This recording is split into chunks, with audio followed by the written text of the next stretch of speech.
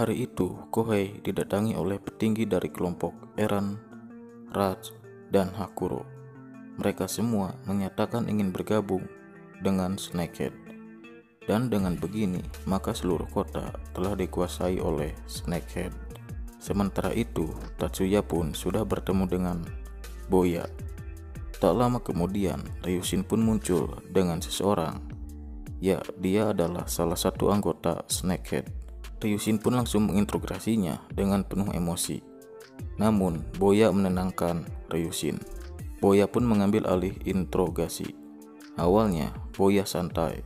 Tapi setelah mendengar jika orang itu pergi kencan dengan pacarnya, setelah beres duel dengan Parko CS, Boya pun langsung emosi. Sok-sokan bijak, ujung-ujungnya emosi juga anjir. Orang itu pun kemudian menceritakan kronologinya satu persatu. Mendengar itu, Ryushin pun emosi dan terjadi sedikit perselisihan dengan Tatsuya. Namun seperti biasa, Boya menghentikan mereka. Boya pun ingin tahu tentang Tetsuji lebih rinci. Boya pun memberikan pilihan kepada orang itu. Dia ingin menceritakannya di rumah sambil sarapan atau ditenggelamkan di tengah lautan. Ya jelas anjir, orang itu milih di rumah sambil sarapan pagi yang hangat ya kan. Di lain sisi, Snakehead akan mengadakan pertemuan.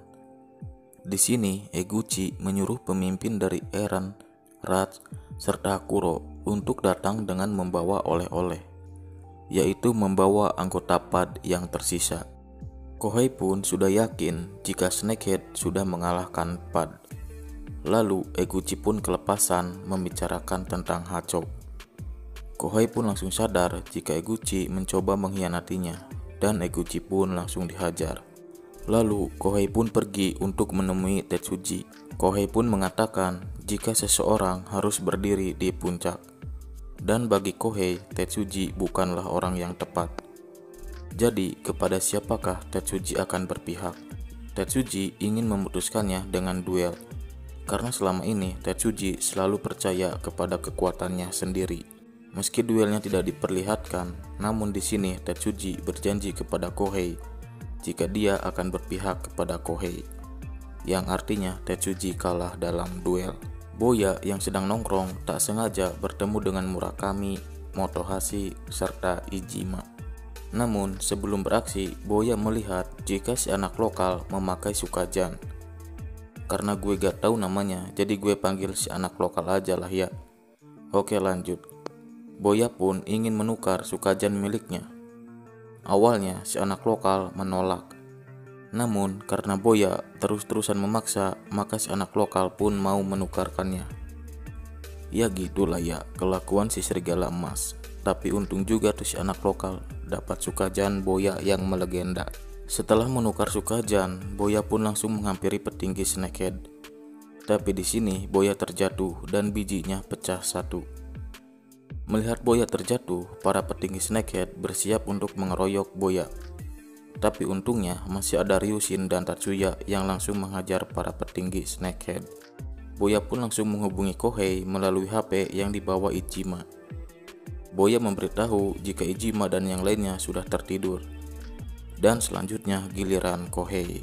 2 hari kemudian, Boya pun bertemu dengan Gunji yang keadaannya sudah babak belur. Gunji mengatakan jika dia baru saja diserang dan Tayasu kembali dijadikan sandera.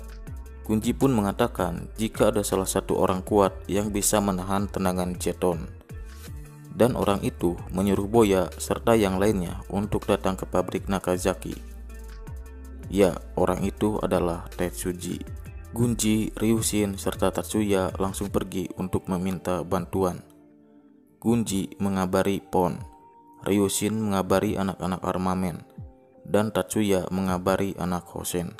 Harumichi Family, armamen, serta pasukan botak Hosen pun langsung bergerak menuju kota Parko. Boya, Ryushin, dan Tatsuya pun sudah tiba di pabrik Nakazaki. Boya meminta Gunji untuk berjaga-jaga di luar. Serta tak lupa Boya juga memberi ucapan terima kasih kepada anak lokal. Mereka bertiga pun memasuki pabrik Nakazaki. Di sini mereka langsung disambut oleh Kohei. Boya pun menyambut balik Kohei. Kohei mengatakan jika PAD sudah tamat. dan Boya harus berlutut serta memohon ampun. Namun Boya menjawab dengan sangat manipulatif. "Kau ini bodoh ya? Aku datang ke sini bukan untuk meminta maaf. Aku ke sini untuk bertarung. Atau jangan-jangan kalian semua ketakutan karena kami datang bertiga. Dengar kalian semua, apa ketua kalian berani 1 lawan 1 dengan kami? Kalian juga ingin tahu kan? Apa benar para ketua kalian hebat? Atau jangan-jangan ketua kalian lemah, hanya berani main keroyokan?" Boya sengaja mengatakan hal itu untuk memicu Kohei dan yang lainnya. Dengan begitu, Boya, Ryushin, dan Tatsuya tak akan dikeroyok. Lu bayangin aja, mau sekuat apapun Boya, jika dikeroyok oleh ratusan orang, ya tetap wassalam. Kohei pun setuju untuk mengadakan duel 1 lawan 1. Duel pembuka ini akan diisi oleh Tatsuya yang akan melawan Yukio. Yukio pun mengeluarkan senjatanya dan langsung menghajar Tatsuya secara terus-menerus. Di sini Yukio sudah merasa menang, namun Tatsuya kembali bangkit dan langsung menghajar Yukio. Yukio pun berhasil dikalahkan oleh Tatsuya. Duel selanjutnya Ryushin melawan Tomo. Tetsuji meminta Tomo untuk tenang, karena kalau soal kemampuan tinju, Tetsuji yakin jika Tomo jauh lebih baik daripada Ryushin. Dari mana Tetsuji tahu jika Ryushin jago tinju? Ya, Tayasu yang memberitahunya. Tayasu merasa kesal saat petinggi Snakehead menghina Pat. Oleh karena itu, Tayasu mengatakan jika Ryushin jago tinju dan Tatsuya jago karate. Sementara untuk kemampuan Boya, Tayasu hanya bilang mungkin dia sedikit lebih lemah dari Ryushin dan Tatsuya. Mendengar itu, Boya pun langsung ngamuk. Ya, Tayasu gak salah sih, karena sejauh ini Tayasu hanya tahu Boya akan mencret-mencret setelah minum susu. Dan sejauh ini Boya juga belum mendapatkan panggungnya. Oke, lanjut. Ryushin pun berhasil mengalahkan Tomo. Melihat Yukio dan Tomo kalah, para anggota Snakehead pun mulai panik. Sementara itu, pasukan armamen, Hosen, serta Harumichi Family sudah datang. Melihat kedatangan mereka, 5 junior sujuran pun langsung ikut maju. Mendengar ada keributan di luar, Kohei pun menyuruh Numata untuk melihat keadaan di luar.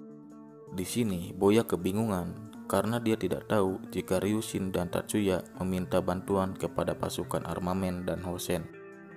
Bagi Boya, Snakehead hanya berurusan dengan Pat. Sementara armamen dan Hosen tak ada urusannya dengan Snakehead. Setelah mendengar omongan Boya, Ryushin pun hanya geleng-geleng kepala. Lalu secara tiba-tiba, Tetsuji langsung menghajar Ryushin dan Tatsuya. Dan kini tiba saatnya sang serigala emas menunjukkan kekuatannya. Tetsuji pun mencoba memukul Boya, tapi Boya berhasil menahan pukulannya. Lalu Boya pun menghajar Tetsuji dengan kepalanya. Boya pun berkata, "Kau pernah menghajarku dari belakang kan? Yang seperti itu sungguh menjijikan."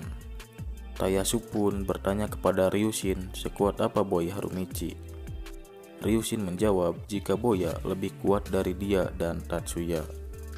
Numata pun melaporkan kepada Kohei jika pasukan yang ada di luar sudah kewalahan. Lalu Kohei menyuruh semua pasukan yang ada di dalam untuk pergi membantu. Tetsuji kembali bangkit, tapi tetap saja Tetsuji hanya dijadikan samsak oleh Boya.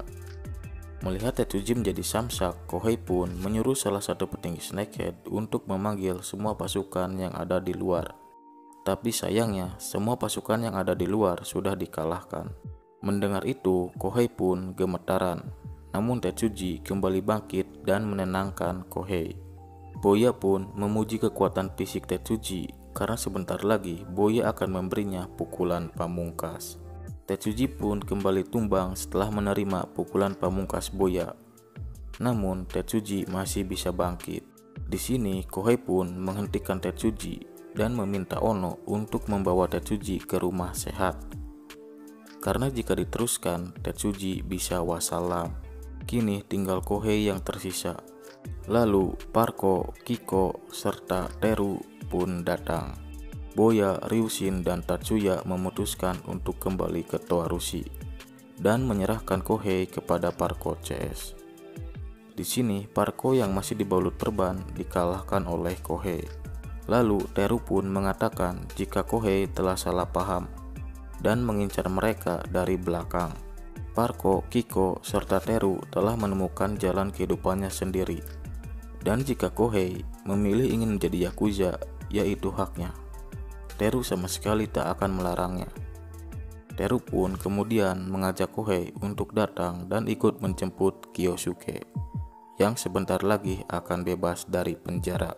Setelah semuanya selesai, Parko CS pun pergi. Di sini Kohei mulai menyadari kesalahannya dan dia menyesali perbuatannya. Kohei pun merasa malu jika bertemu dengan Kyosuke. Lalu Kohei pun memutuskan akan pergi meninggalkan kota bersama Tetsuji untuk menjadi Yakuza. Tiba-tiba seseorang menusuk Kohei. Ya, dia adalah Sonoda, orang yang dihajar Kohei beberapa waktu yang lalu. Setelah menusuk Kohei, Sonoda pun melarikan diri. Dan Kohei pun wassalam. Sementara beberapa hari kemudian, Sonoda pun menyerahkan diri ke polisi.